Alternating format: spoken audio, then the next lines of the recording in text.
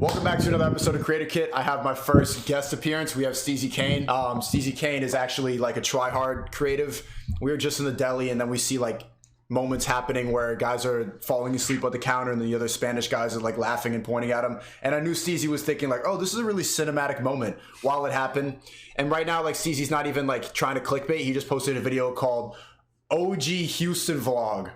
Or like, no, like Texas vlog for the OGs. And like, I'm like, bro, this is 100% a 10 out of 10 video. And if you don't know this creator lingo, because when you open the YouTube Studio app, it pops up and it says 10 out of 10, meaning that you flopped. Out of the last 10 videos, it's the 10th performing. And I'm like, bro, I know by the title it's a 10 out of 10. He's like, well, yeah, it's doing terrible. But he isn't, Steezy wants to be the Cole Bennett of YouTube so bad. That's not my mindset though. I understand that artistic mindset of like, oh yeah, I can title it anything. It doesn't matter. The art's going to speak for itself. That's not my mind. I'm not going to lie. That is my mindset sometimes, but not this time.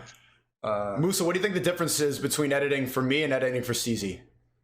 Steezy was a lot more draining. It was definitely a lot harder because he has such high expectations, and I know that as a creative, when you want something to, you don't want something to change. You have your perfect style on how you want it.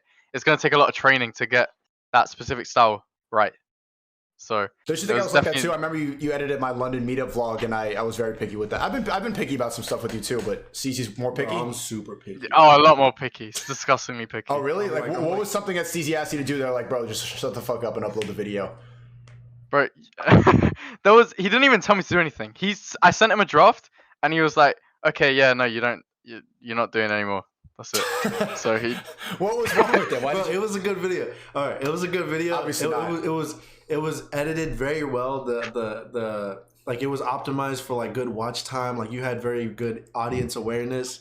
But I think it was just edited in like a YouTube-y style. Yeah. Like with those fonts. And like the transition. That's what I didn't like about the London meetup vlog. It was too like side men. And I knew like I was like, okay, he's really good at editing. I can easily teach him, but also I was like getting forced to hire editors by Phil and Alejandro. So I didn't even want to get editors, but it was just I was in a weird space. But I knew, I guess like trying to teach you how to edit the other way, the more artistic way, would have like taken so much time. Which I know you could have probably pulled off. No, but you're right. It's really hard because I've basically, a lot of my time that I've spent is learning and studying algorithms entirely. So I'm definitely an algorithm-based editor, right? I edit based on performance, audience retention, and stuff like that. Stuff that I know will better the will better the video. So because I kind of train, because I know subconsciously what will do better than other things. So I will sacrifice maybe the creative art for the sake of the algorithm and stuff like that. And I think that's why I haven't really done much on my main channel. My main channel is like my deep art fucking gay shit. While the Sneako is just like stream clips, evergreen. He loves his word evergreen, like having titles and thumbnails that can last forever. Evergreen's the best. Yeah. And the algorithm, like I mean, it showed though. You didn't double the sub like, count in 10 days on your main channel. Also, I've noticed like my lack of like knowledge for basic things kind of helps like with titles and packaging, because one time Christian uploaded a video sleeping in a lazy river, and I texted him like, what's a lazy river? I texted him, what's a lazy river? And he's like, bro, everybody knows what a lazy river. You're the only one who doesn't know. But I'm like, no, I don't think so. I think a lazy river is like a park, it's like a water park where you I'm aware of what it is. Okay. Yeah. Oh, you were just guessing what I said. Yeah. Okay, yeah. That's what I said. But I noticed like me not knowing things kind of makes me title things for everybody. For normies, for the bots. Yeah. But, you think a normie. Yeah. Yeah. But that's good. That's the type of evergreen stuff, because you'll appeal to the masses as well as no, but Steezy, you know what you're doing in terms of the algorithm as well. I saw that gas station video, bro. I know you know what you're doing when you want to know what you're doing. The gas station video popped off because, and I want to open it up on screen now so I could show the people watching like what a good evergreen thumbnail looks like. Musa, have you talked about the rule of like the three idea? Yeah, and I can see so there's a rule of 3. Obviously, you want to have 3 core subjects. The best example for this is Ryan Trahan. Without a doubt, he's the master. You know who taught him how to do that gas station video? Yeah, well, I know they're mates because they're both from Texas, and fucking I know that, but.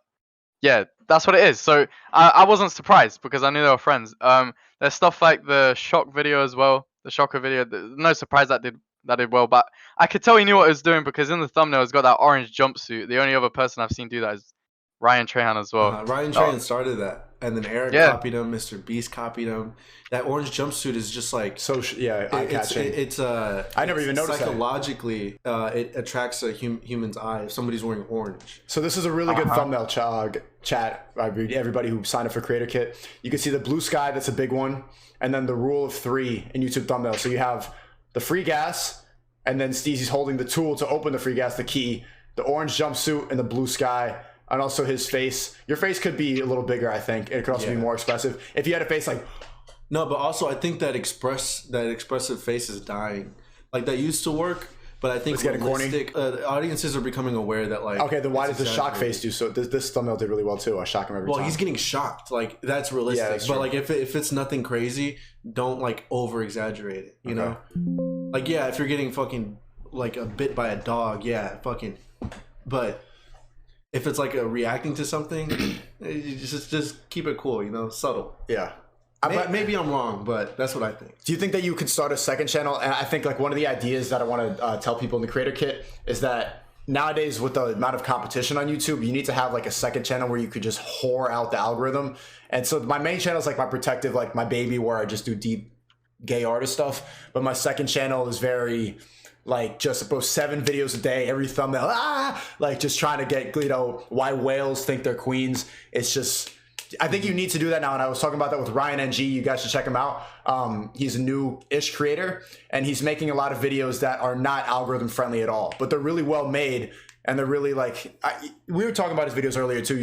They're like films, but you're not gonna make any money doing that. So yes, you want to do those videos, but you also need to have some outlet to be a whore on the algorithm just to make bread so that you can sustain your artistic shit. Because if you're just trying to be a deep artist on YouTube, you won't blow up because of how many people are giving away $1 million to homeless people. But how could you do that? How could you whore out the algorithm without streaming? Like, what if there's somebody out there that like just can't? You can make reaction videos and stuff like that. You can make reaction videos. Let me give you an example, right? Here, this fucking, let me poke my finger right in his butt.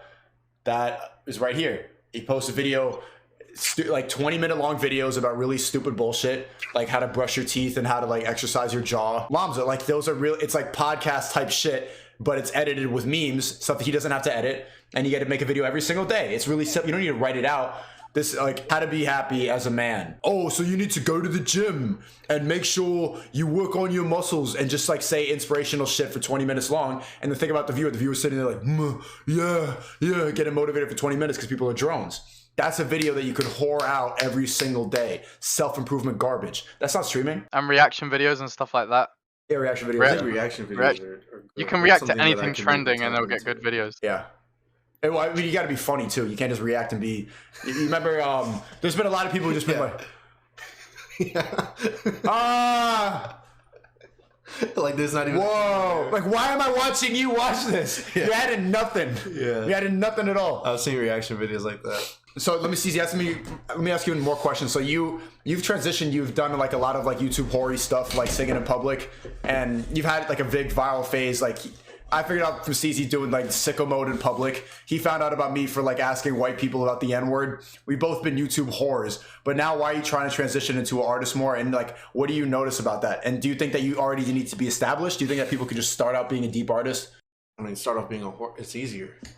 And why can you, I noticed like the fact that you posted that video today with a terrible title, OG vlog for Texas, like, do you don't get any satisfaction, or like do you feel like you're selling out whoring titles and thumbnails? No, I mean I feel like that one's not really a good example. There's been other videos that I've had where I just title it something just because I think it serves the art. That one is more just because like I had a deadline for a brand deal and I just needed to push it out. Didn't have any time to think of a thumbnail. I'll maybe fix it later when I get back, but like right now it's just like I don't care if that one doesn't get views. I notice I'm treating YouTube more like a catalog instead of like a legacy. Not like every video has to be perfect and have views. Instead, like think about how like an artist uploads on YouTube. They upload their music videos, or sometimes they might upload a behind the scenes that doesn't get views at all. They treat their YouTube more like oh, this is just where I'm pushing my work out. This is a platform. Yeah, some's gonna get views, some doesn't. Yeah. It's just like, you know, I know this vlog's not gonna get views. It's just for me to talk to the OGs. It's a Q&A as well. It's an outlet. Okay. Yeah. I'm the opposite. Sneako was like my everything has to mean something on that. What you guys say though? Yeah, that is true. Like I wish I could have posted on my second channel, and I'm gonna start posting those vlogs on my second channel. But again, that was a brand deal. I don't have like the creative power to push out another like free gas video right now. So I just need to like push that out, and there's a chance to talk to my audience in a Q&A. You know. What's the biggest piece of advice that people don't understand? You got a lot of people asking like, how do I be a YouTuber? And they just like, you give them general advice, but what's something that they don't understand? Because how many people have asked you how to be a YouTuber and they just don't ever do it? Most of them don't end up being successful. So what do you think you could tell people who pay for this course? Like what's something that most people don't understand when it comes to starting? I hate this question. I hate it. I used to like try to act all deep, like, oh, you got to do this and this. No, but like something that you notice people don't understand. This is not a general question. It's like, what do you know that most people don't know about making it as an online creative? Being confident in what you put out, you know? They're not confident in their own work. Was that on the stream? Yeah. Okay. Like 40-year-olds who buy all the camera equipment, all these tripods and all this bullshit, and they tweak the contrast for 3 years. Yeah. And they're confident in it when it's not out, but they never put it out. And it's like, I guess what I'm trying to say is like, just be confident in your work. Say what you want to say. Manson's law of avoidance. Yeah, well, I heard look it up. Because I don't remember exactly what it is, but I think it. I saw Rick Rubin, Kanye's producer, post this on a story saying like one of the biggest decisions in art and maybe like one of the most important is deciding when it's done. Like you never really know, but part of that decision is part of the art. So even though you might not think it's perfect, the decision to put it out is part of the art. And a lot of people just would rather hold on to it and like stick to the maybe, but it's like making that jump off the cliff. Mm-hmm.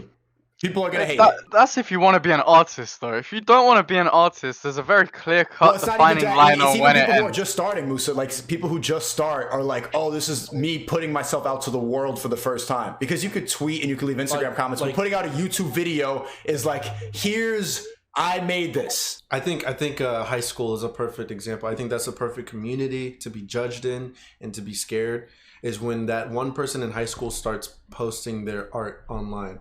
Like that one girl in high school that starts making TikToks. Oh, what are people going to say? That one guy starting to sell his like paintings.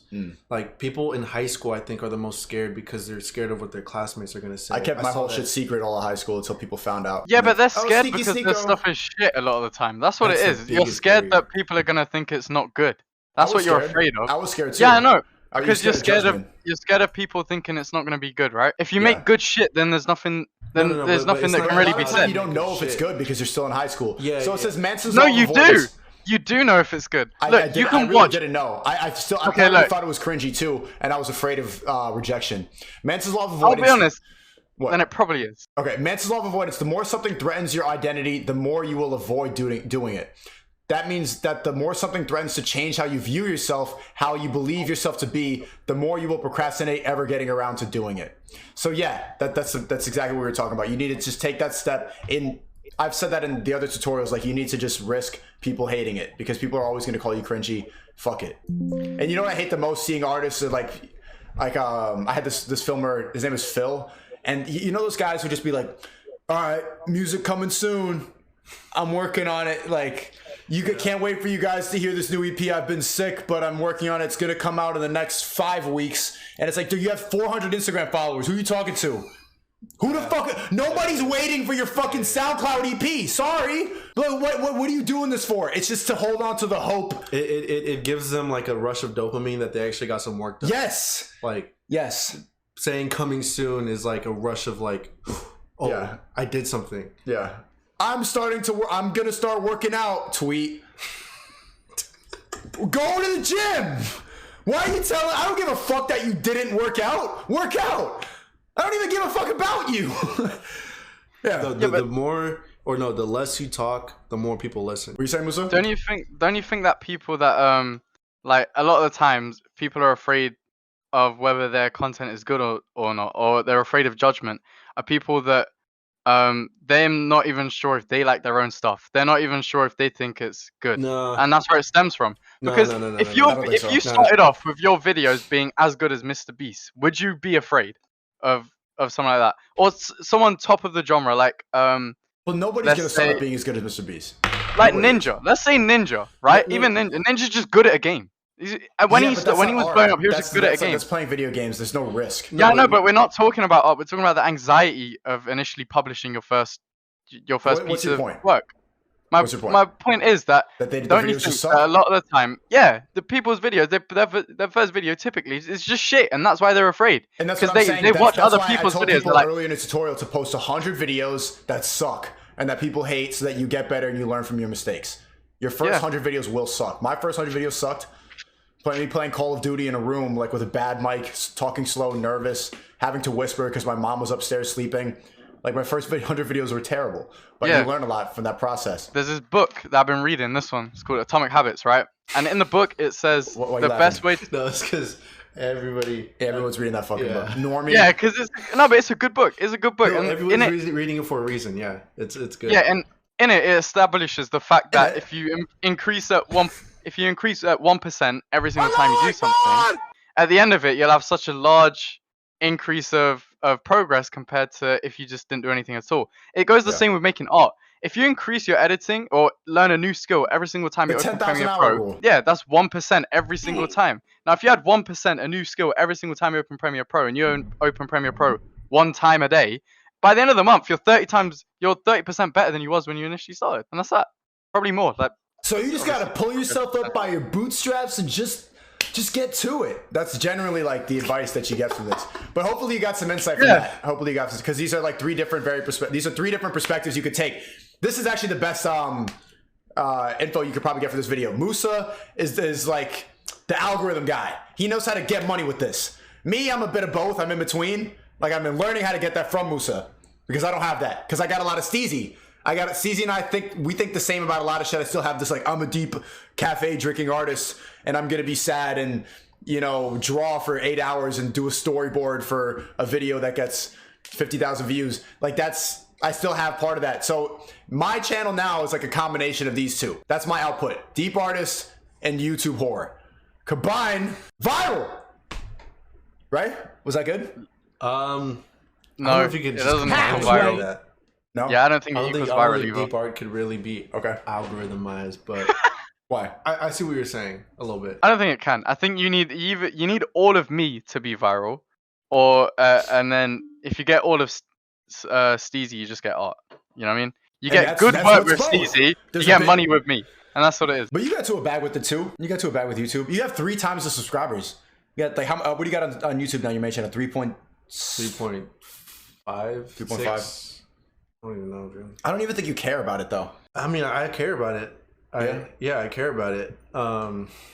But Wrong. I care about trying to find my voice. Oh my, this is gonna sound corny as fuck. Trying to find my artistic voice more. I love how artistic and autistic sound so similar. Yeah, because they're kind of the same thing. Do you remember 4 years ago when I interviewed you in Austin when we first met and you said you were going to quit YouTube in 5 years?